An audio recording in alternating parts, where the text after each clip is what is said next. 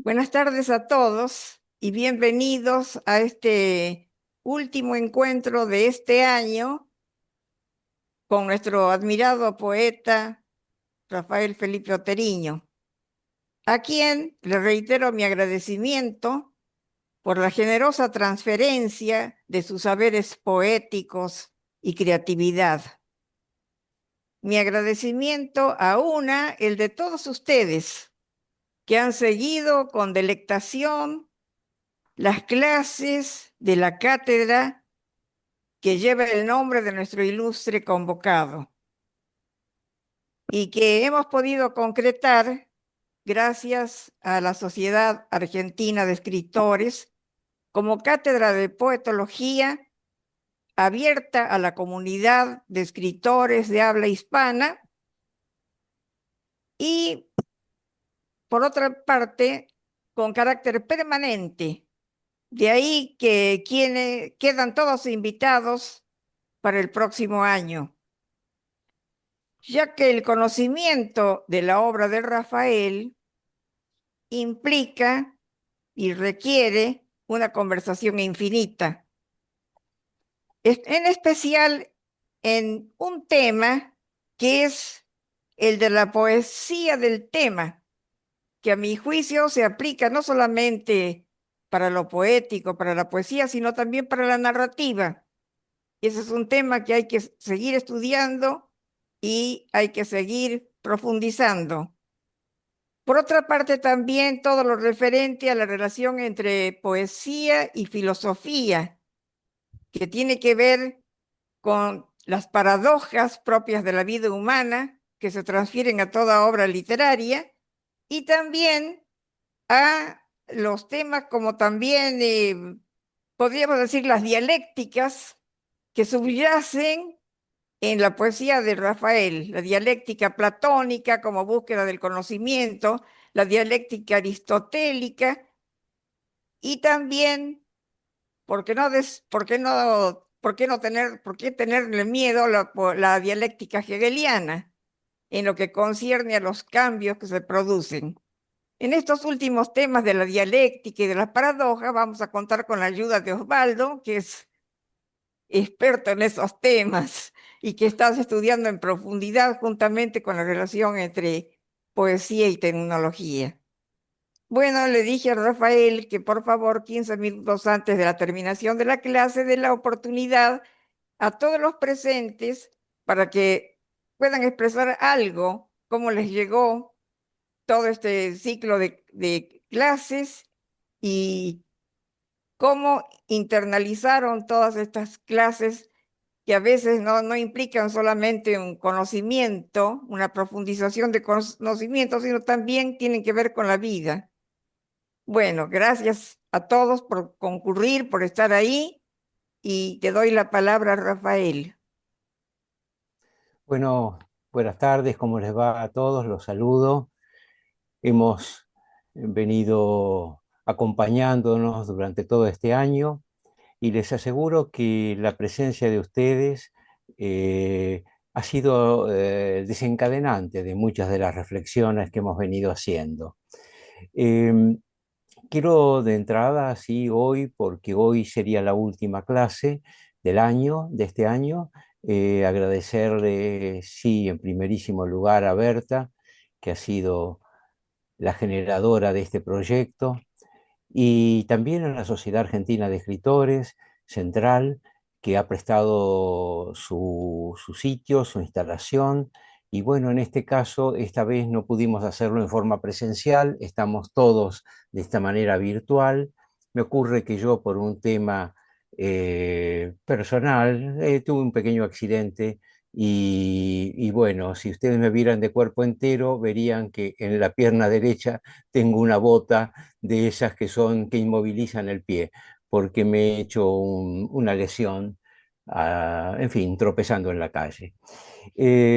De todas maneras, les aseguro, yo estoy en este momento en Mar del Plata, esta es mi casa, ustedes ven ahí parte de la biblioteca, un poco desordenada, como son todas las bibliotecas que se utilizan, que uno llega a un momento en el que ya no hay espacio. Bueno, si yo girara un poco esto, verían que la biblioteca está a mis cuatro costados. eh, y, y llega un momento, como les pasa a ustedes también, que uno toma un libro y los empieza a poner horizontales porque ya en la verticalidad no hay espacio.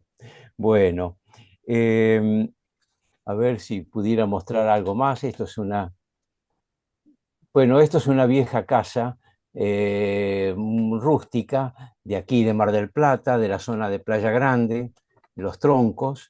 eh, y ahí está. A ver. Y donde, bueno, estamos muy cerca, estoy muy cerca del mar, está por aquí nomás a 300 metros ya está Playa Grande y el mar Atlántico, donde esta mañana estuve, es un día espléndido acá y, y me permite un poco recuperar energía, que este año fue bastante exigente para mí y sobre todo por normalmente tener como domicilio real aquí Mar del Plata y estar una semana aquí, otra semana en Buenos Aires, la cantidad de viajes, los libros que recibo y que trato de responder cuando los recibo, y estoy viendo algunas caras de amigos que todavía tengo que responderles por su libro que me han enviado. Me da mucho gusto recibirlos, pero a veces no puedo en la forma inmediata. Lo voy a hacer, creo que a partir del 22, del 23 de este mes voy a entrar en lo que será un poco mi etapa de descanso. Voy a estar aquí en Mar del Plata hasta febrero sin moverme y por otra parte terminaré un libro de poesía también propio. Eh, Agradezco también a Osvaldo Rossi que junto con Berta son tan entusiastas en estos proyectos y han permitido y me han dado coraje y me han dado ánimo y me han dado una cobertura espiritual que yo valoro mucho y amistosa, como para que, bueno, yo me anime a estar hablándoles en vez de operar de temerario. Parece que estuviera dando clase. En realidad no estoy dando clase, estoy desarrollando ante ustedes reflexiones que ustedes mismos me suscitan. Y un poco, sí, el mundo de mis lecturas. Ya a veces me acostumbro cuando estoy en un ámbito a, y saco la cuenta porque ya estoy lidiando con mi edad y saco la cuenta y seguramente en todos los ámbitos donde estoy y en este momento con seguridad debo ser el mayor. Y esta cosa de ser el mayor hace que también haya tenido más años y y muchos años de lectura. Eh, entonces, de lo que a veces hablamos no es tanto de originalidad lo que vengo a transmitir, como tampoco a veces nosotros como escritores transmitimos originalidad, piezas prístinas, ignoradas, desconocidas antes. No, hemos dicho ya en otras reuniones que la obra literaria es resultado de las otras obras literarias que nos anteceden.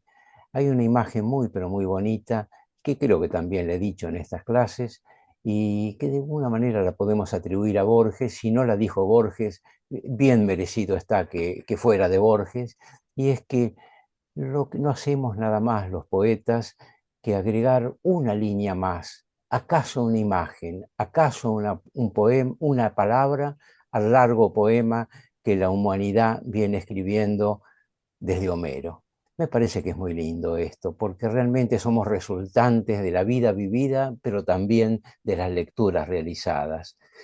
Eh, Hoy, casualmente, voy a dejar los minutos que sean necesarios, todo el tiempo que sea necesario para conversar con ustedes, pero yo quería tal vez a modo de recapitulación tomar y leerles y comentar una página a la que he hecho alusión repetidas veces, pero que tal vez no la he leído tan textualmente como pienso hacerlo ahora. Y es de una figura canónica de la poesía, Rainer Maria Rilke. Como sabemos, Rilke es un poeta hoy poco leído. Las elegías del Duino son conocidas por todos, como referencia poética, pero también tienen un algo de inaccesibilidad, de dificultad. Hay que entrar en el mundo Rilke para entenderlas cabalmente, para tomarlas cabalmente y en toda su integridad.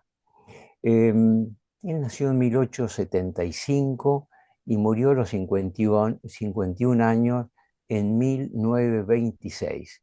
Hoy, cuando estaba constatando esta fecha, me di cuenta que es ocasión como para volver sobre él. El año que viene voy a volver sobre Rilke con un trabajo.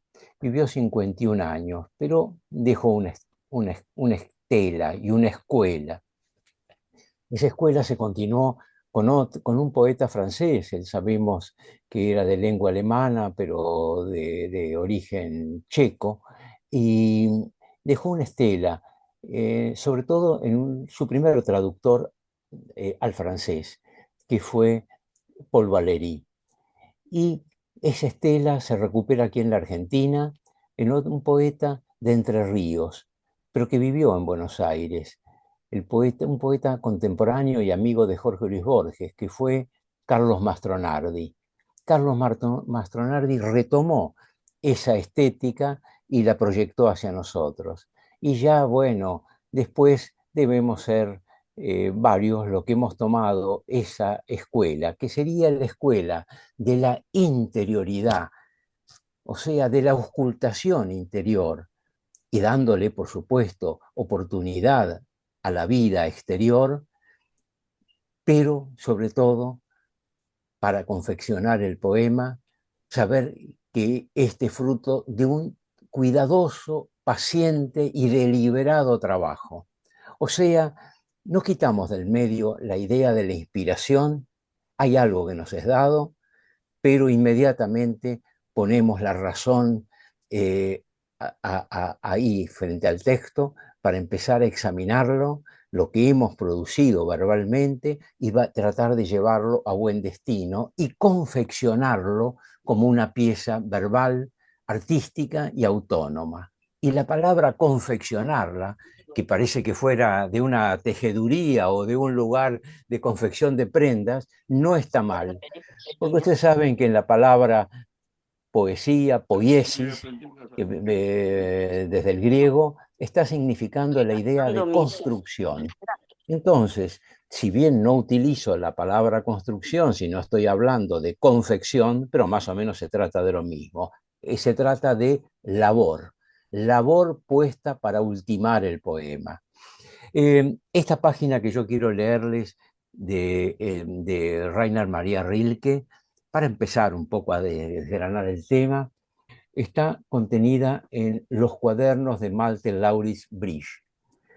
Esta es una rara novela que, si la miramos con intensidad, podríamos decir que no es una novela, sino que es una autobiografía. ¿De quién? Y de un personaje que es Rilke, pero que en realidad está detrás de una transposición de la figura de Malte Laurits Bridge, que es un joven poeta que antes de la Primera Guerra Mundial está en Francia, en París exactamente, y ahí vive todos esos disloques, esas contradicciones que puede vivir una persona cuando quiere un mundo poético y espiritual y encuentra que en la calle hay violencia, hay hambre, hay la ciudad, la fuerza y de la ciudad moderna. Esto ya también es fruto de una tradición. Esto ya lo había anticipado Baudelaire.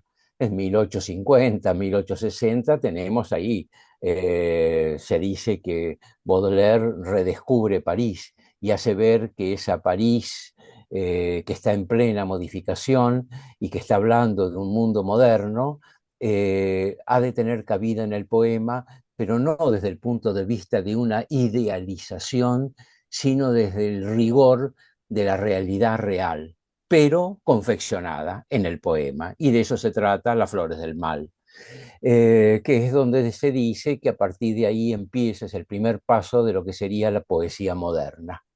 O sea, la poesía que pone en duda aún la propia versión de la realidad de la que parte. Si tuviera la poesía moderna que tener una tónica, sería, o una palabra que la encumbrara y que la definiera, sería la palabra duda. Dudo de la realidad, dudo de lo que digo, dudo del propio significado del poema.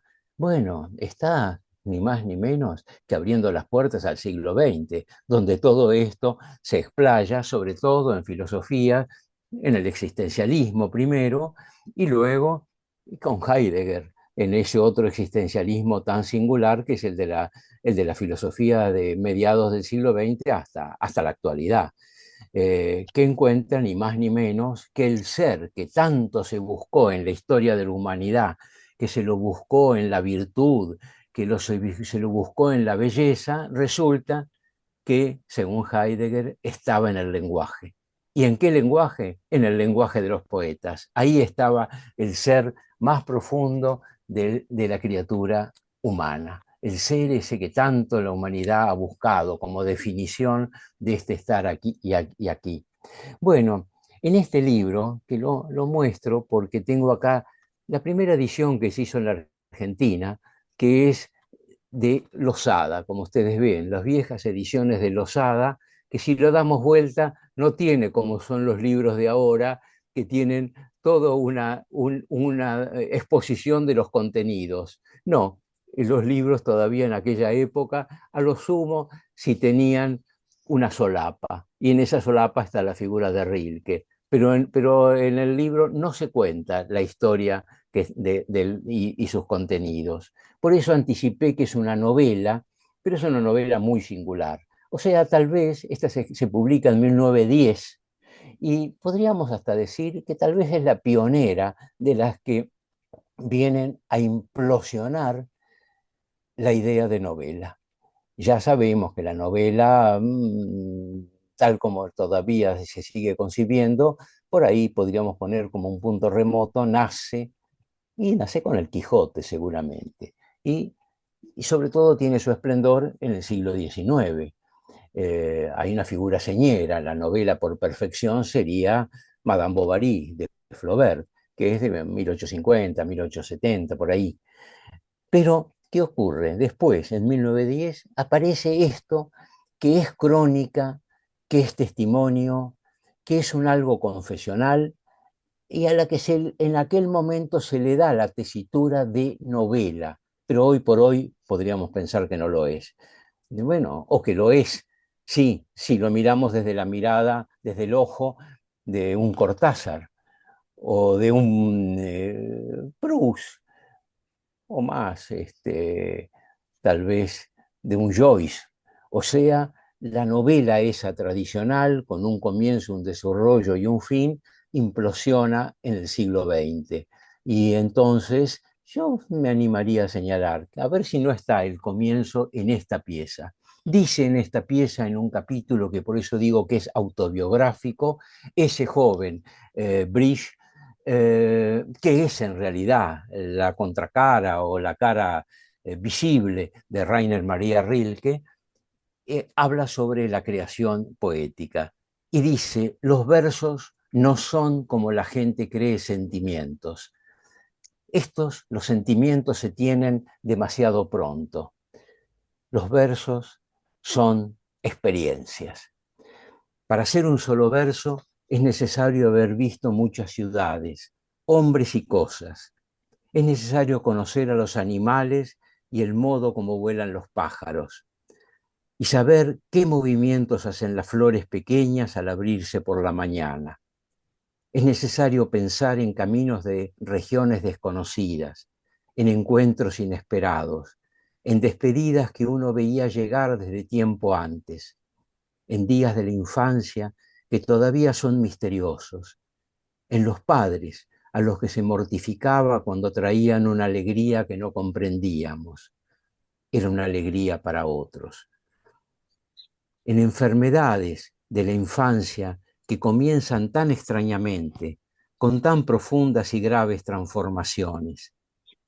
En días pasados en habitaciones tranquilas y silenciosas, en mañanas junto al mar, en el mar mismo, en viajes nocturnos que discurrían muy alto y volaban con todas sus estrellas. Y ni siquiera es suficiente haber pensado en todo ello. Hace falta tener recuerdos de muchas noches de amor, cada una distinta de las otras, de gritos de parturientas y de madres leves blancas que se adormecen.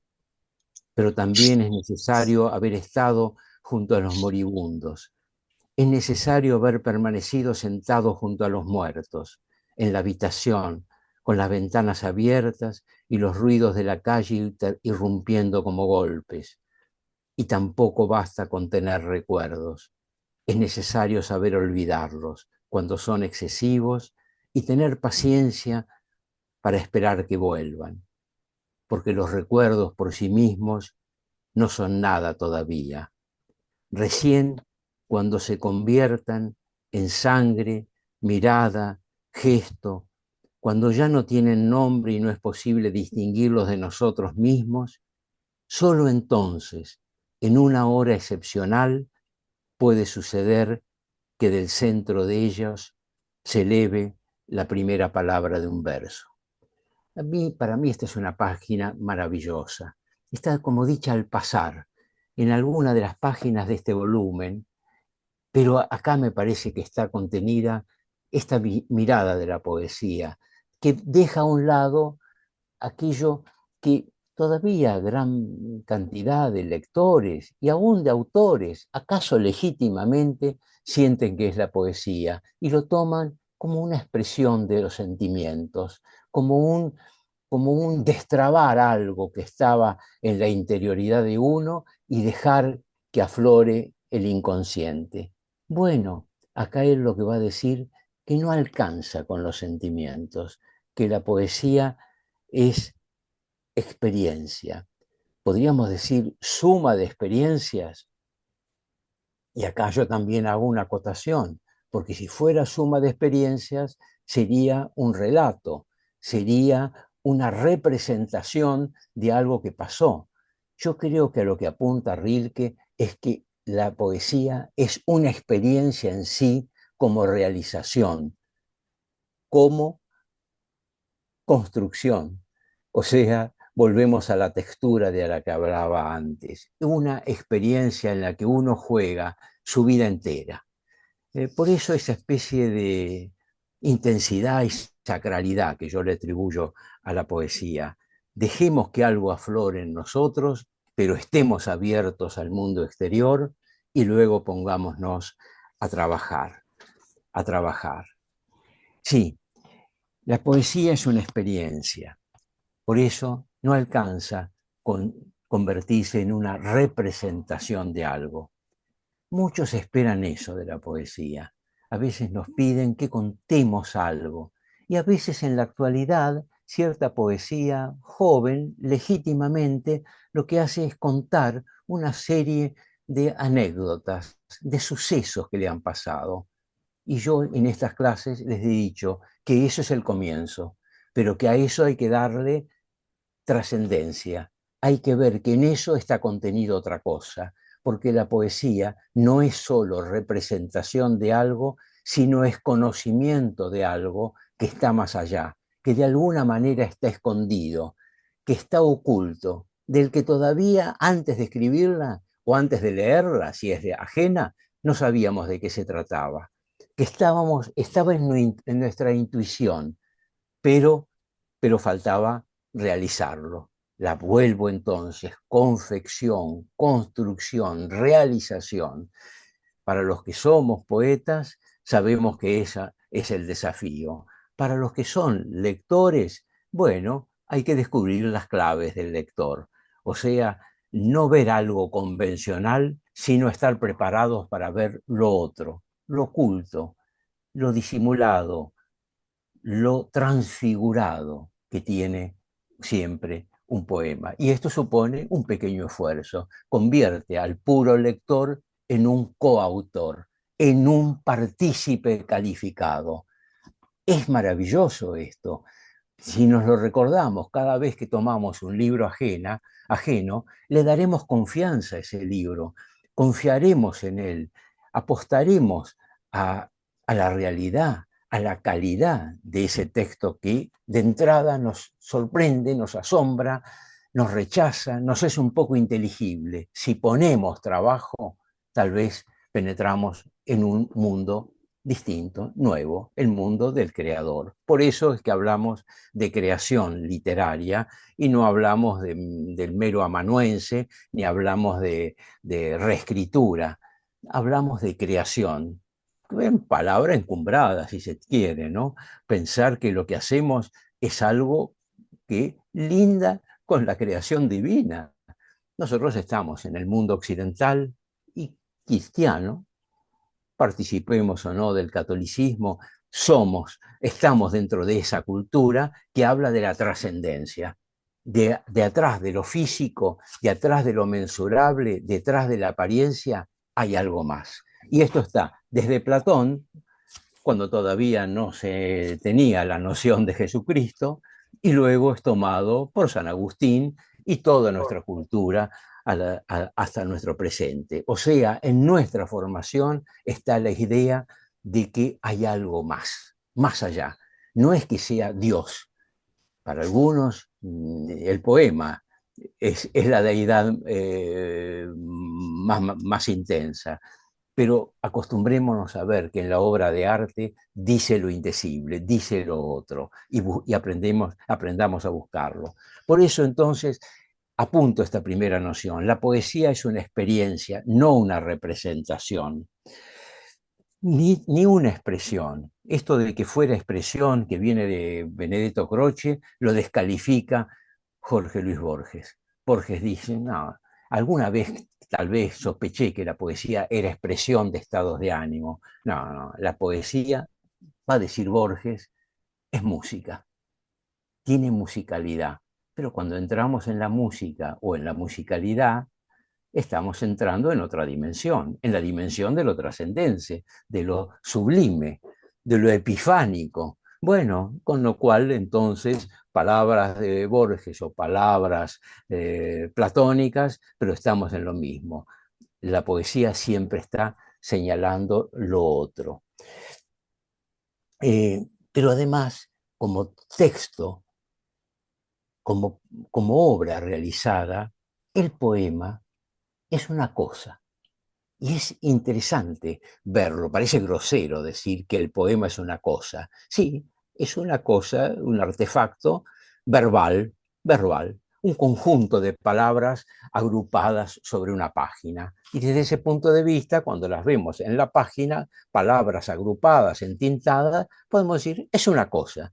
Y es importante decir que es una cosa porque entonces nos permite despegarlo de nosotros, nos obliga casi a despegarlos de nosotros y ver que el poema también es algo autónomo, algo que una vez que está escrito se independiza del autor y entonces empieza a significar por sí mismo. Por eso el poema es, sí, un objeto de palabras, una cosa, y más cuando lo leemos vemos que es un acontecimiento en el mundo, no un relato del mundo o un acontecimiento sobre el mundo. No, es un suceso el poema. Y eso también lo apuntala Borges cuando alguna vez, con cierta ironía y cierta gracia, Borges va a decir que sí, el poema ocurre, el poema acontece, el poema es un acontecimiento. Borges lo ve, no desarrolla la idea del acontecer, que por ahí es un poco más o del evento, que es un poco más actual de la filosofía, pero sí entender que el poema es un acontecimiento en el mundo, como si fuera un nacimiento, una epifanía que ocurre en el mundo.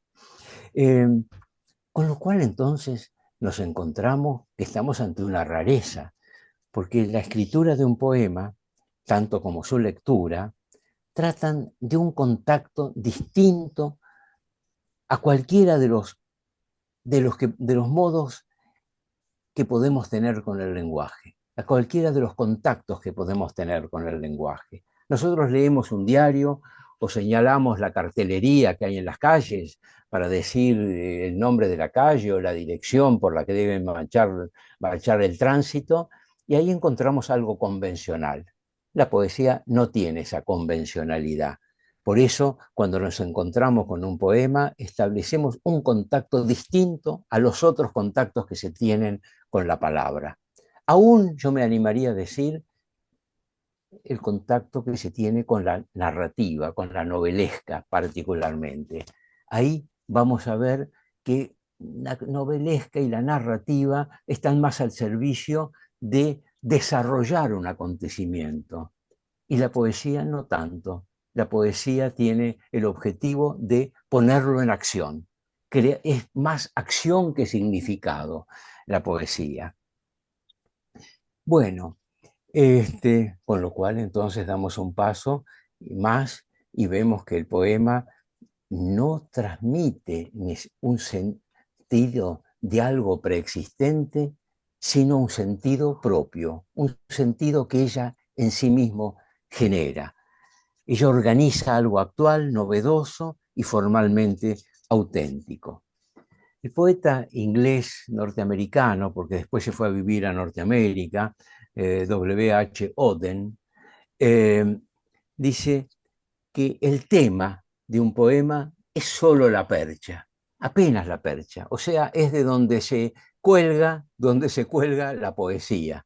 O sea que la poesía no es el tema necesariamente. Y acá viene a lo que recién anunciaba Berta cuando hablaba del tema, de la poesía del tema y el tema de la poesía.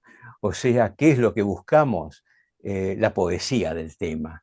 Eh, eh, Eso es lo que procuramos alcanzar cuando leemos un poema o cuando lo escribimos. La poesía hace visible algo que de ordinario no se ve, algo que empiece a existir a partir de las propias palabras que lo emplazan. Por eso es preciso prestar, cuando leemos y cuando escribimos, prestar atención a las palabras. Y también, esto lo sostengo siempre, a la distribución de las palabras en la página. Ahora que los poemas ya no responden a la preceptiva tradicional, que era una estructura, era un canon, algo formal sobre el cual se vertía lo poético, ahora la poesía se expresa en todos los extremos. Se expresa por las palabras y su significado, por las palabras tal como están enlazadas entre sí, por los blancos que dejan estas palabras, por la distribución que tienen las palabras en cada verso. Y entonces no hay que sorprenderse, sino que hay que prestarle atención a esa palabra que a veces queda aislada, queda perdida ahí en un texto. Bueno, yo no soy de los poetas que rompen demasiado el poema en la página, pero respeto porque esto es una realidad. A partir sobre todo del siglo XX, también la poesía ha sufrido una suerte de implosión. Y no es extraño entonces que veamos, abrimos un libro y encontramos palabras diseminadas. Bueno, ahí debemos entender, es como una galaxia esto. Esto lo anticipó Mallarmé, el otro con el cual se acentúa la creación de la poesía moderna. Los creadores de la poesía moderna se señala que el que es la punta de lanza es Baudelaire, inmediatamente Mallarmé y el joven rebelde, el joven que la mantiene todavía en un estado de inocencia, de irrespetuosidad y de fervor a la poesía, que es el joven Rimbaud, ese joven que ahí en el norte de Francia vivía, Charleville-Mézières, a ver si esa era ahí, y que eh, eh, comulga con la poesía muy pocos años y la abandona la poesía. Y llega a decir inclusive en una temporada en el infierno, senté a la belleza en mis rodillas y la injurié. tremendo parece esto. Esto es dicho en 1870, por algo así.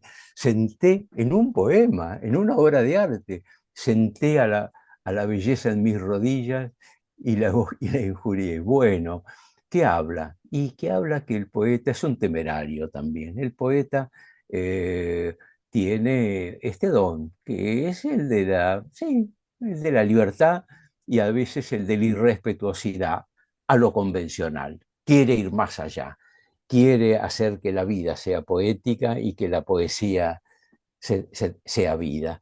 Y entonces experimenta. Bueno, ¿qué es lo que crea el poeta? La otra verdad. Esto de la otra verdad es de un poeta que leyó a todos estos que yo he venido mencionando, y los leyó muy bien, que es Octavio Paz. Él dice de esta manera tangible, la poesía es la otra verdad, con lo cual seguimos colocándola en una zona, en un andarivel distinto a la poesía, pero sin embargo comprometida con todo lo existente. La poesía se anima a todo, la poesía está para expresar todo, la libertad es su compañera, pero ahí también la dificultad. ¿Por qué? ¿Por qué? Porque no es convencional la poesía. Es una forma de conocimiento distinta y es, por lo tanto, también una forma de desconocimiento de lo convencional. Eh, Así, entonces, es válido afirmar que escribiendo y reescribiendo, el escritor, nosotros, ustedes, descubren aquella voz propia que por transposición quedó subrayada en la obra de Rilke. ¿Y por qué digo por transposición? Porque Rilke de lo que habla es de la soledad y de la propia muerte, alcanzar la propia muerte. Pero en esa idea de la propia muerte, saben que cuando él estaba por morir, él era enfermo sangre, de la sangre, tenía una enfermedad y se pinchó concretamente con una rosa y eso le produjo una infección y su leucemia acabó con él. Ahí empezaba recién los medicamentos que hoy existen y los médicos rápidamente acudieron a él para darle algún paliativo de remedios. Y él los rechazó. Dijo, no, no, no, estoy mal, quiero alcanzar mi propia muerte. Y esto, por eso digo que es una transposición, porque él lo que está legitimando es la idea de la voz propia o de la propia voz, que eso sería a lo que yo estoy queriendo llegar. Es deber del poeta que está escribiendo alcanzar esa voz propia, que cómo se alcanza, y seguramente se alcanza a partir de hacer propio estas enseñanzas de los cuadernos de Malte Laurits Bridge, la poesía como experiencia, la poesía como resultante de la vida vivida y del trabajo puesto sobre ella. Susan Sontag, mucho más reciente, pero que retoma esta tradición, señala que más que una interpretación, que es a lo que nos convocaría un texto, una palabra, vamos a dilucidar lo que dice, vamos a interpretarlo, ella habla de una erótica, no de una interpretación del poema, sino de una erótica del poema. Con esto ya termino, y me parece que es bonito, que es lindo, que es suscitador, que hagamos de la escritura y hagamos de la lectura de la poesía una erótica o algo, o sea, algo sensual que nos comprometa en toda nuestra energía vital, porque la ambición es grande y entonces pide todo, pide una totalidad. Bueno, tal vez dejamos aquí entonces apuntados algunas ideas, tal vez ustedes los que estuvieron en clases anteriores les quedaron temas, me gustaría escucharlos, si estoy dispuesto a responder preguntas, pero también escucharlos a ustedes. Hagamos de esto ahora una conversación. Bueno, Parece que han quedado cohibidos. ¿Dónde están los Fideli d'Amori? No. Yo puedo hablar. Buenas tardes. Es un placer, la verdad que he seguido sus clases, Rafael, durante el año y realmente solo me resta agradecer, he aprendido muchísimo y también a Berta por darnos esta oportunidad. La verdad que ha sido muy positivo para todos aquellos que amamos la literatura e intentamos escribir. Se nos descubre un mundo que no conocíamos y que fundamentalmente por ahí uno ha hecho anteriormente talleres literarios, pero nunca ha estado el conocimiento que tienen ustedes y que transmiten, tanto usted con esa claridad y esa sencillez que nos hace ver las cosas, leer a grandes poetas como Osvaldo Rossi, como Balseiro, y todo lo que, así que eternamente agradecida. Estoy casualmente haciendo un trabajo de ensayo para terminar el seminario y por todo lo que dicen veo que voy por buen camino, así que eh, más que nada desearles un buen fin de año y espero que nos podamos seguir encontrando el año próximo. Bueno, seguro que sí. La poesía abre mundos y esto es muy bueno. También ahora lo estoy viendo a María del Paz, quiero agradecerle porque ella ha sido nuestro sostén tecnológico, que se ha cumplido espléndidamente y se está cumpliendo hoy tan plenamente. Así que muy agradecidos. Oh, Ahora te estoy viendo. no, está bien, Rafael. Está Sí, Julia, Julia. Julia, exacto. Bueno, realmente agradezco como la persona que habló antes haber tenido todo este año de estos espacios, pero yo lo que destaco es que es bueno, es sano para cada uno de nosotros, para todos como grupo, tener estos espacios profundamente humanos. Es decir, en este mundo, esta vertiginosidad, todo como se vive actualmente, saber que va a haber 2 horas para hablar de estos temas que nos conmueven y, bueno, todas nuestras experiencias de vida están ahí a flor de piel, ¿no? Y saber que va a haber una continuidad, lo cual me parece excelente, ahí estaremos. Gracias, profesor, gracias, Berta, gracias para todos también, Gracias, para Julia. nuestra colega. Ha sido un verdadero placer. Gracias. Bueno. Sí, a veces un poco de estas experiencias o de ver tomar el arte de esta manera, salimos un poco dislocados, o sea, salimos un poco con convicciones rotas también, pero son tal vez esas convicciones que eran las seriadas, las que habíamos tomado del vivir en nuestro tiempo, en nuestra época, y vemos que a poco que las resquebrajamos aparecen otros horizontes, aparecen otras dimensiones. Yo lo que veo como peligro en esta sociedad en la que estamos, que por otra parte, donde está la plenitud y donde debemos no renegar, sino entregarnos a esta sociedad, pero también con una alerta. Todo tiende a unificarnos, a convertirnos en figuras igualitas a todos. ¿Para qué? Porque detrás hay inmensas empresas que lo que quieren es que consumamos. La idea del consumo, que es una noción que parece que viniera del ámbito comercial, está presente en la vida diaria. Se tiende a igualarnos a todos, a estandarizarnos. eh, ¿Para qué? Bueno, evitar a veces la sorpresa, el dolor, el asombro, pero es que ahí está, en el dolor, en el asombro, en la perplejidad, a veces es donde ahí expulsamos la verdadera condición humana.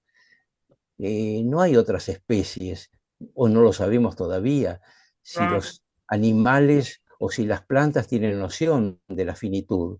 Nosotros sí la tenemos. Y eso, naturalmente, nos hace seres complejos. Pero entonces, ¿por qué convertirnos en seres meramente así, estandarizados, todos igualitos, con una finalidad, que es entrar al shopping a comprar repetidas ropas que no necesitamos tal vez, pero que, bueno, y siendo que puede ser un goce también, o sea, tampoco es que me pongo como un energúmeno y tengo que pensar que no, ¿no? Este, pero sí lo que veo es que no apaguemos esta, estas otras llamitas que se pueden encender a nuestro lado y que a veces son de alegría, son de dolor, son de incertidumbre, pero son las que nos dan la temperatura de lo humano, que nos muestran seres creyentes en algo más y también seres frágiles, ser absolutamente vulnerables, más vulnerables que ninguno porque tenemos la conciencia de la vulnerabilidad. De ahí nace el arte. El arte es el gran paliativo, viene a cubrir esa insatisfacción. ¿O acaso no lo dijimos en las primeras clases cuando decíamos por qué se escribe? Y se escribe también por el goce de las palabras, porque se creen las palabras, porque se le busca darle otra dimensión, pero también desde una insatisfacción. Escribimos porque el horizonte de lo visible no nos basta. Queremos que algo más, queremos que tenga otra dimensión. Bueno, Está Marta Fajardo ahí. sí, a ver, la veía recién. Sí. Marta Fajardo. Bueno, hasta que se pueda conectar. Gloria Lidiana Lusic. Está bien. Y Silvia, después. Primero Así. tu manito, sí. ¿Podría hacer un comentario como invitada? Sí, cómo no. Sí, claro. Bueno, ante todo agradecerle su presencia, que recién en esta clase lo he conocido físicamente, si podríamos decir, gracias al internet. Yo soy una exalumna de la diplomatura de SADE y quería hacerle este comentario. El día 9 yo leí de usted escrito: la caverna tiene la sustancia del mundo, la oscuridad, una boca por entero abierta, silencios de gigante que no se entienden. El viento ha arrojado allí unas pocas palabras y las repite, pero no son más que palabras, pues no regresan. Y sabe que esa parte de la poesía, ese pedazo del verso, me hizo reflexionar íntimamente, como dice usted, es una experiencia interna que había escrito yo. En ese momento estaba escribiendo algo personal. Y ¿sabe qué hice? Volví al mismo día del año anterior, o sea, el día 5 de diciembre del 2024, a ver qué había escrito ese día y qué estaba escribiendo el 5 de diciembre del 25. Las palabras no regresan. Ahí me di cuenta que una parte de poesía está dentro de mí. Bueno, espléndido. Yo les voy a confesar, ese poema me fue cedido, me llegó la imagen. La imagen de la caverna, por otra parte, es muy filosófica y literaria, ¿no? Nos Sí, remite a Platón, por supuesto, pero yo también he tenido alguna experiencia de estar ante situaciones así cavernosas, digamos, en lo físico, ¿no? En la naturaleza. Y ajá. siempre me llamó la atención los silencios que puede haber. Pero debo confesar que en ese poema siempre sentí que estaba un poco rengo, porque yo no sé lo que estoy diciendo al final. Y yo trato de saber lo que digo. En este poema, tal vez, un poema de hace 20 o 30 años, yo digo, por las palabras, porque no son palabras, pues no regresan. No sé todavía, acá me estoy haciendo borgiano, tal vez algún día yo me dé cuenta qué es lo que quise decir.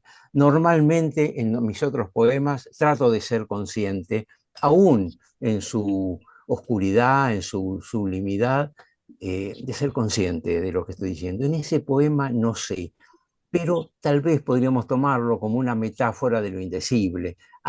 siempre en la vida nos encontramos con situaciones que donde no hay explicación. En esas zonas oscuras, en esas zonas eh, donde lo convencional no nos aporta ninguna respuesta ni paz. O sea, tomaría ahí, pero nunca lo he leído en particular ese poema porque siento, tal vez lo deba continuar, ¿no? Lo deba escribir, o tal vez otros poemas lo aclaren, pero yo termino quedando, parto de la caverna que dice cosas indecibles y me quedo en lo indecible. O sea, lo tomo con cierto defecto ese poema, pero bueno, gracias por recordarlo, por otra parte, sí. Creo que había una mano, sí, Tengo a La Marta Magui. Fajardo, perdón, primero antes de las manos. Ah, Marta, sí, si ya sí, está en condiciones de Ahora hablar. sí. Marta. sí, en condiciones de hablar, sí. Yo quiero agradecerle a Felipe porque, por su grandeza, por su humildad y sobre todo porque al leer a Rilke, al traer a otros escritores que hicieron su presentación acerca de lo que para ellos es la poesía, nos hace repensar en la propia escritura, ¿no? Entonces, para poder decir que la poesía es acción más significado, también tenemos que pensar en qué escribimos, cómo lo hacemos, el momento en que lo hacemos y la posibilidad de reescribir lo escrito o de corregir lo escrito, que por lo general uno a veces cree que está perfecto lo que ha escrito y cuando comienza a llevarlo con el tiempo, deja pasar el tiempo, encuentra los errores o encuentra las carencias de las que también somos parte, ¿no? Que tenemos como escritores.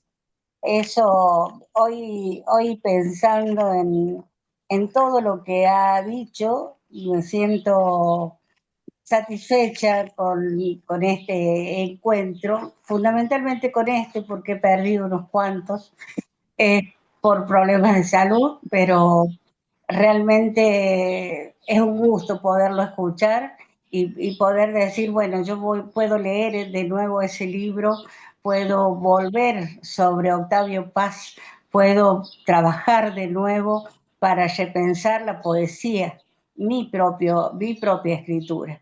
Yo el año pasado leí un libro suyo que compré y con el que trabajé el ensayo final sobre la teoría eh, para esta cátedra de teoría y producción de textos. Entonces me siento feliz de poderlo haber conocido hoy. No digo nada más. Muchas gracias, sí. Gracias, Bueno, Marta. Gracias, Marta. yo también tengo el gusto en este momento de algunos los conocía ya, personalmente también, pero a otros los voy viendo ahora. Les digo que a veces me manejo acá el dispositivo este que tengo a la izquierda y giro la pantalla para ver unos y para ver a todos, porque no todos entran en la misma, en una sola pantalla. Em, Tengo a Silvia Fernández Caria, que había levantado la mano sí, Sí. sí. antes, y luego siguen Estela, Jorge y Maika. Sí, buenas tardes. Quiero agradecer esta iniciativa de la SADE, Berta Bilbao, SADE Nacional, que le han hecho posible este enorme disfrute de la poesía a nivel federal. Digo esto porque hoy estoy transmitiendo desde Playa Unión, Chubut. Entonces, también los he seguido cuando estaba en España y sumamente agradecida por esta posibilidad de acceder a este nivel de conocimientos a pesar de las distancias. Eh, Le quería comentar que su hilo de pensamiento sobre lo que es lo último que dijo de Susan Sontag, sí, de la eroticidad, de cómo analizar los poemas desde ese punto de vista. O sea, usted nos trae no solo su poesía, pero sino también lo que usted ha leído. Y ese núcleo tan fuerte y tan potente hace que, por lo menos en mi caso, mis ideas se vayan conectando con otras cosas. Entonces yo estaba pensando una cosa que siempre pensé, que especialmente cuando hago ensayos, yo no puedo hacer ensayos de algo que no me haya golpeado emocionalmente. Entonces, ese es mi único límite. No puedo hacer ensayos sobre cosas que no me gustan. Cuando hice el ensayo sobre su libro fue un placer, fue una cosa impresionante, justamente lo que puede hacer el fuego, todo lo que se puede hacer con el fuego, fue un placer por eso. Pero después, ahora, en esta clase de hoy, llegué a una conclusión que antes no había llegado, que en realidad cuando tenemos la cosa poema, es prácticamente como tener también la cosa música o la cosa cuadro o la cosa coreografía, que nos permite conectarnos con los otros sentidos de nuestro ser y reencontrarnos con sensaciones, y ahí voy a lo del el erotismo, pero no solamente las sensaciones, también esas dormidas, esos recuerdos, esos espejarse, esas cosas que nos provocan todos los otros productos artísticos.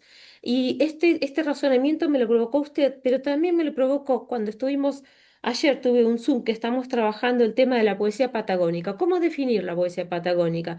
¿Con cuáles elementos decir qué es poesía patagónica? ¿Patagónica de la cordillera, de la costa, de la meseta? Y sí, tendríamos tres tipos de poesía distintas si la queremos anclar al territorio. Em, que al final, por suerte, para los que escribimos y leemos, la discusión sobre la poesía no se va a terminar más, porque hay tanto todavía para seguir descubriendo como tenemos que seguir descubriéndonos nosotros hombres. Y eso es una cosa impresionante, porque no obstante las letras sean 28, seguimos descubriendo otras profundidades que todavía no habíamos llegado a pensar. Y este tipo de razonamientos se los debo agradecer a usted, profesor Oteriño. Muchas gracias por hacernos pensar. Y no sé si alguno de esto que le dije le resuena o le da curiosidad. Pero sí, por supuesto, comparto plenamente lo dicho. La poesía es más vida, nos invita a más vida. ¿Por qué? Y por eso lo antepongo algo. No es convencional, no es convencional. Tal vez lo único convencional que tiene son las palabras, que son las mismas palabras de nuestros usos diarios, pero están tomadas en un sentido distinto. O sea, se habla de las palabras en un estado especial cuando hablamos de la poesía. De ahí viene la dificultad también de acceso, porque el que no tiene esta experiencia de entrar en lo poético entra por el sentido convencional de las palabras y entonces siente que el texto lo rechaza. Pero a poco que uno toma las claves y entra con confianza y le da oportunidad al texto y al autor, empieza a ver que el mundo se ensancha, se ensancha. O sea, es como si fuera, sí, amplía el espectro de lo real, la poesía. ¿Quién sigue? Estela Maris y Jorge. Bueno. Estela Maris. Buenas tardes, profesor Oteriño. Buenas tardes, Berta, la gran autora y promotora de estos encuentros. A lo largo de estos encuentros y leyendo sus libros, he aprendido muchísimo porque tiene una cualidad que nos transmite toda su investigación, cosa que uno toma y a su vez continúa.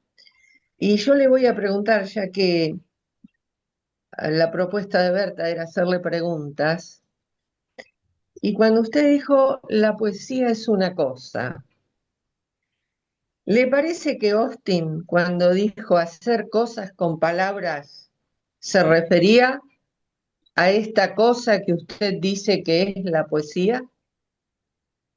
A ver, se me escapó una parte de la pregunta. Sí, yo Vuelvo. dije que la poesía es una cosa. Hoy usted habló de la Tal poesía como vez, una perdón, cosa.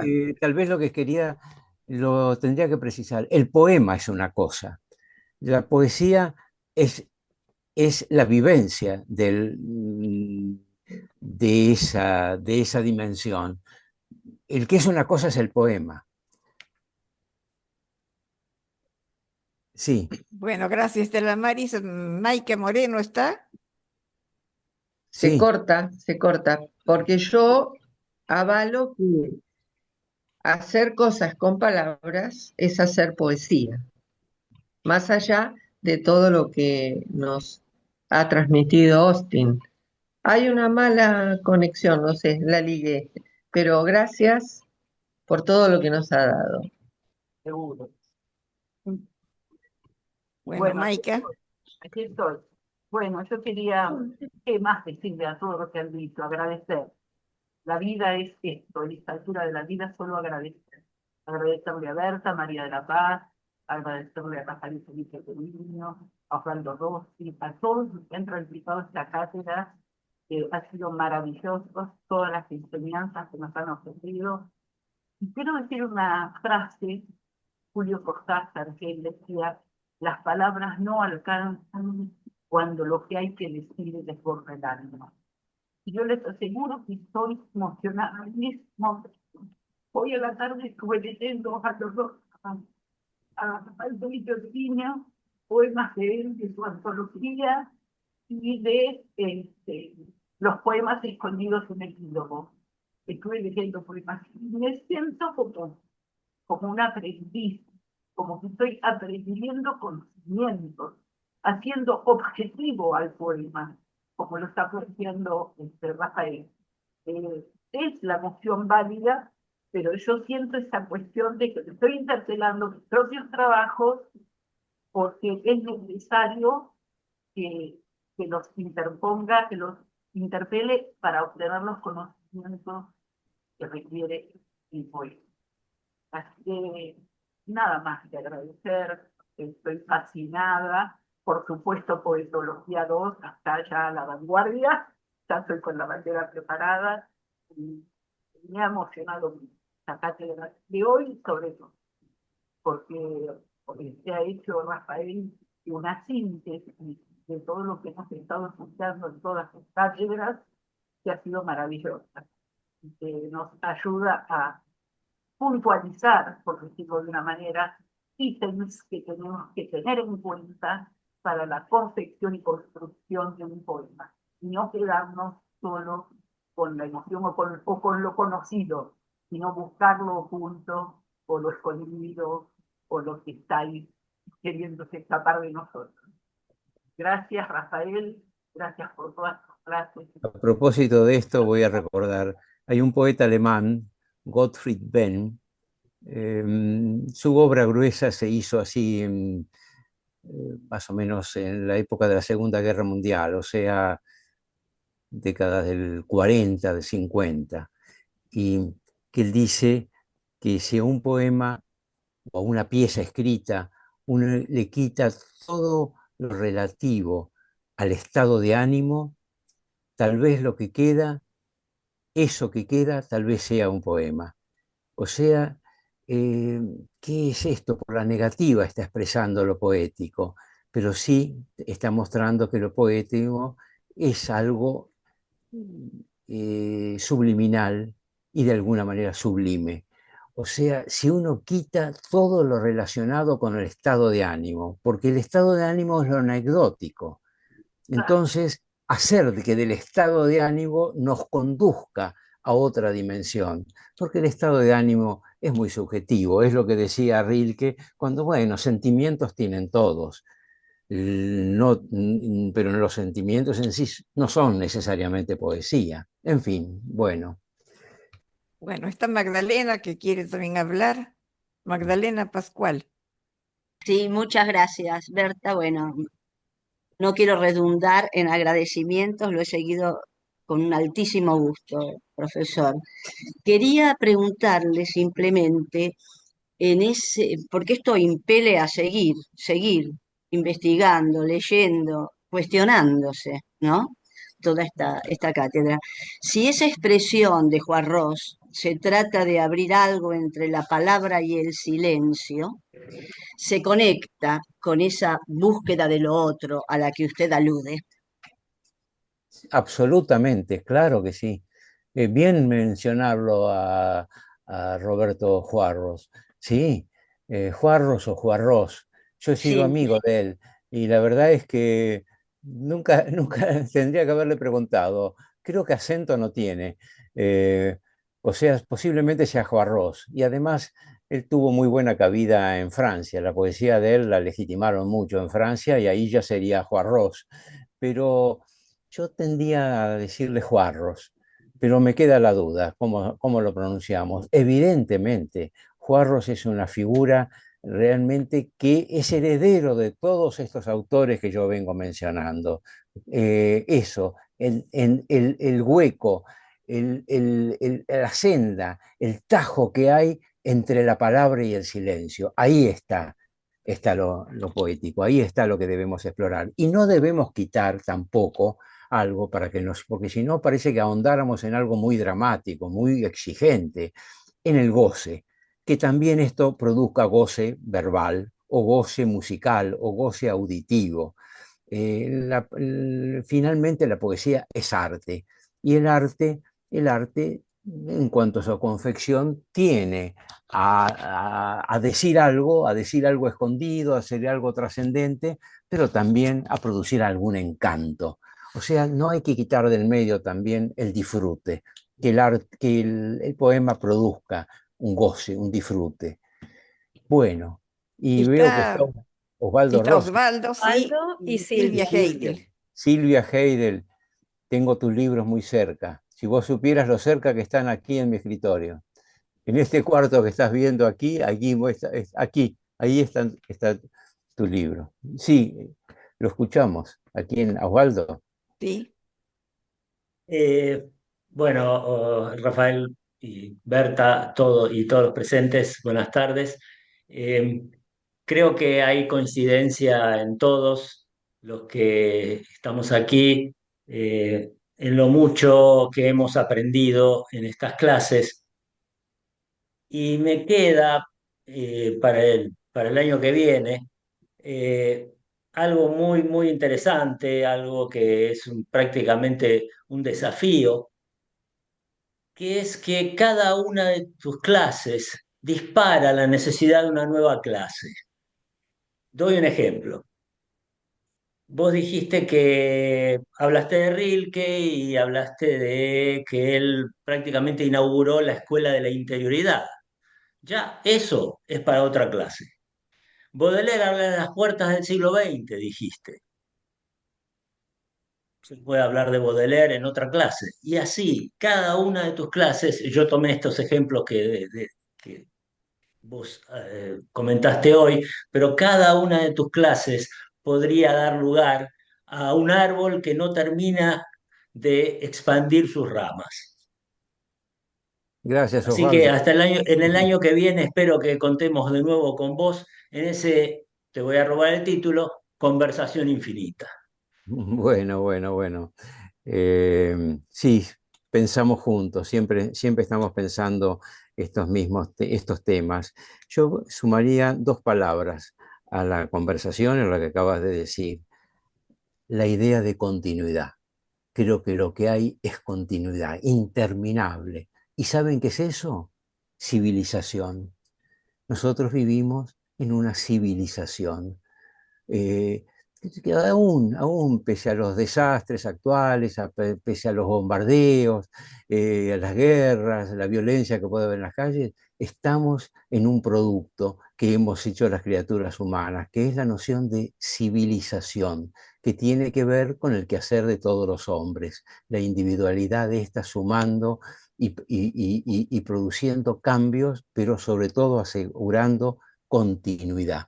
Por eso hay un libro mío que se llama Continuidad de la poesía. Y el que estoy escribiendo ahora que espero terminarlo este verano y que presumo que puede salir el año que viene, de poesía, lo que habla es de continuidad también. O sea, nada se cierra, ni aun cuando las personas terminan. Lo que hay es continuidad. Bueno, Silvia.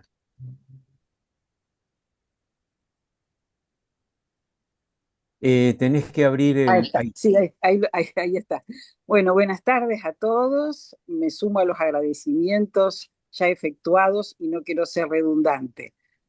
A Sade, a Berta, a Rafael, a todos los que han, a María de la Paz, a todos los que han hecho posible la transmisión de este largo paseo por la poesía universal, porque así calificaría yo estas clases de todo el año bajo la impronta de una mirada muy especial, porque esto yo lo quisiera remarcar, la mirada ecuménica que Rafael ha desplegado, integrando y hablando sobre las distintas corrientes poéticas, a veces muy disímiles, a veces siempre dejando en claro sus gustos y preferencias, pero no ha dejado a nadie afuera, y para mí eso de por sí tiene un inmenso valor, porque me parece muy bien tender puentes y no cavar zanjas, tender puentes, y el arte también está para eso, al menos en mi opinión. Y me parece genial este cierre con la reflexión sobre el trabajo de Sontag, con tratado de interpretación, porque justamente ella allí habla del difícil vínculo entre la forma y el contenido, ¿no? En los qué y en los cómo propone ella centrarse. Así que bueno, se habló de eso mucho durante todo el año, pero nos has dejado una tarea para el verano, como dijo Osvaldo, para una nueva clase que seguramente será en el próximo año. Así que bueno, muchas gracias Rafael por las clases y muchas gracias por leer mi libro. Bueno, Saludos a gracias todos. Silvia. Es interesante lo que retomes el tema de Susan Sontag. En el libro Contra la Interpretación, en uno de los ensayos, a mí me vuelvo sobre él a menudo porque me deja pensando esto. Ella dice que si un poema o una obra de arte, no habla de poesía exactamente, habla del arte así, nosotros nos limitamos a ver en ella una representación de la realidad, lo estamos limitando, acotando, y por eso ella echa, echa agua para el lado de la experiencia del arte, porque termina dándole un grado más, una vuelta de tuerca más, cuando dice, mejor hablemos de una erótica del arte. Y porque dice, si lo encerramos en el tema al arte, bueno, quedaría fuera todo el arte abstracto, sobre todo el arte abstracto más linda con el arte plástico. Pero entonces, en una pintura abstracta, nosotros, ¿cuál es el tema? No, el tema no hay tema. Entonces, por eso dice, sería bueno en el arte hablar de una erótica del arte, que sería participativa. El que lo hace lo goza como tal y el que lo lee se apropia de la obra de arte y le da esa dimensión de segundo orden, pero que es igualmente creativa, la del lector. Bueno, por último, una propuesta que ya la hice en clases anteriores y es que nosotros tenemos que hacer una digna devolución a todo lo que nos ha ofrecido Rafael, y esa devolución consiste en la escritura de un texto comentativo que puede ser un ensayo, que puede ser un comentario de tipo periodístico o cualquier tipo de texto comentativo, ya sea referido a un poema en particular, a algún libro o a la obra. Bueno, quienes se animen a hacer un trabajo sobre la obra van a tener que trabajar años. Eh, entonces, estoy recibiendo los trabajos por medio de Lidia Risotto, que se va a encargar de la recolección de estos trabajos y, por supuesto, los que sean ensayos que tengan un valor académico, los vamos a publicar como una respuesta y un agradecimiento a Rafael. Y bueno, acerca de todo lo dicho, ¿qué puedo agregar? Me parece que la poesía tiene una gran relación con la vida misma, porque hay momentos en la vida de uno que son poéticos y otros momentos en la vida de uno que son intrascendentes, que no tienen ningún sentido o un sentido relativo. Pero hay momentos que constituyen una especie de presente pleno que justamente está conectado con la eternidad. Y por eso a mis alumnos de la diplomatura, de los cursos y la cantidad de exalumnos que veo que me están siguiendo, nunca los despido, nunca les voy a decir hasta siempre ni hasta luego.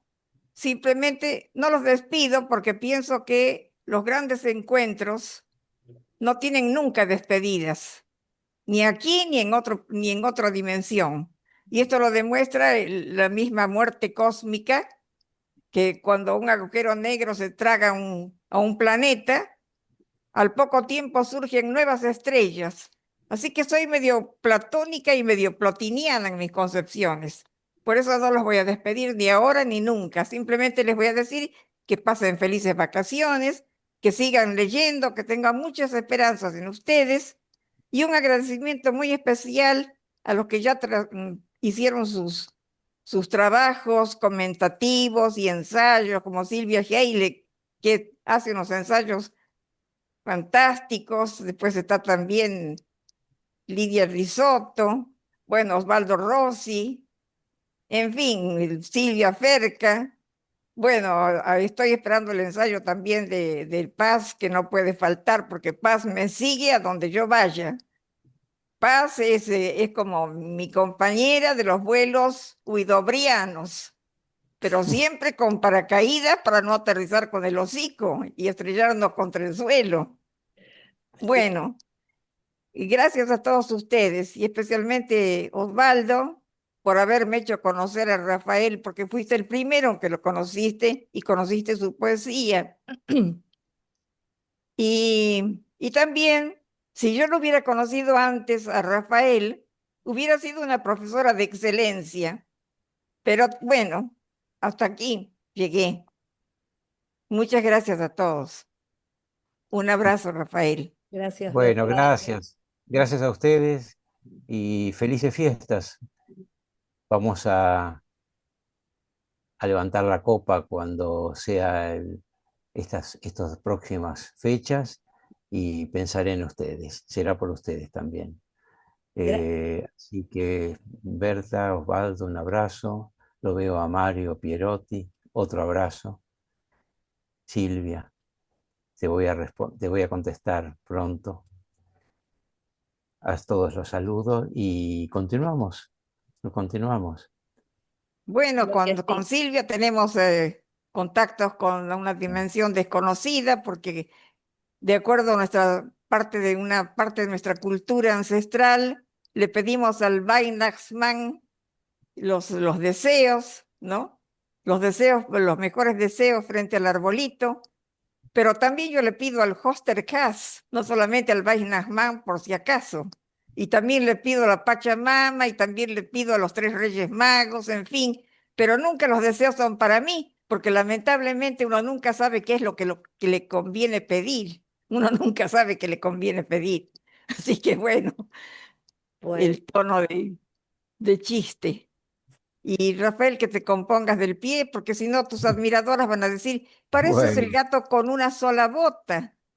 Te falta tener las dos botas para tener el poder del gato con botas. así es, así es. Bueno, y de nuevo quiero dejar un saludo para María Paz, que ha sido tan generosa en toda esta por favor. asistencia tecnológica y bueno, y en las calidades literarias. Así que también otro Gracias, aplauso. Rafael. No, No gracias. solamente tecnológica, sino que María de la Paz es doctora en psicología. Así que cuando nos falle algún tornillo, podemos acudir a ella. Está bien. Bueno, Bueno, mil Bueno, gracias. Gracias, Rafael. Gracias, Berta. Bueno, gracias también a todos los presentes. Y como decías, Berta, esto es un hasta luego. Felices fiestas. Y bueno, estaremos recomenzando con todos nuestros cursos en abril. Así que no se alejen mucho. Sí, y además Rafael ya va a formar parte de nuestros cursos, no solamente la cátedra que lleva su nombre, sino también va a tener un ingreso en nuestros cursos. Y bueno, y María de la Paz, ojalá tengas la paciencia de la bellota para sacar el Yule, que a mí ya me tiene cansada el famoso Yule. Ya vamos a hablar de eso. Claro que sí, Instituto Universitario de la SADE. Bueno, seguimos para adelante con eso. Yo Bueno, solamente a Rafael le voy a hacer un comentario y un pedido. Vamos a trabajar en algún momento la poesía destinada a los más chicos. A ver qué pasa, a ver qué pasa. Es decir, qué está pasando. Todos los conceptos, todo lo que yo aprendí también durante las cátedras de este año. Una y otra vez lo voy pensando en esta poesía que es para el lector más chiquito, que cambian quizás las palabras, pero no cambia para nada ni el goce, ni el encanto, ni la trascendencia, ni la continuidad. Así que, bueno, ya vamos a ver. Me llevé un poco de agua para Bueno, el molino. Sí. sí, claro, claro. María de la Paz, tienes que Bueno, conectarte con Pedro Barcia, que me enteré que tiene poemas para chicos. Así que bueno, hay que contactarse con él para... Y también con Bladov, vi que Cobra. tiene poemas para chicos. Vamos a hablar con todos. Bueno, Bueno, cerramos aquí. muchas gracias a bueno, todos. Hasta pronto, Felicidades. vale. felicidades, Felices abrazos. fiestas, Muchas felices gracias a fiestas. todos. Buenos Gracias. días. Felicidades. Igual para todos. Que estén muy bien.